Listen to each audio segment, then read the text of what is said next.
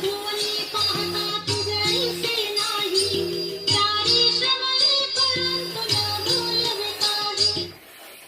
कायेन वाचा मनसेन्द्रियैर्वा बुद्ध्यात्मना वा प्रकृति स्वभावात् करोमि यद्यत् सकलं परस्मै नारायणायेति समर्पयामि. अच्युतं केशवं रामनारायणं कृष्णदामोदरं वासुदेवं हरिं श्रीधरं माधवं गोपिकावल्लभं जानकीनायकं रामचन्द्रं भजे. हरे राम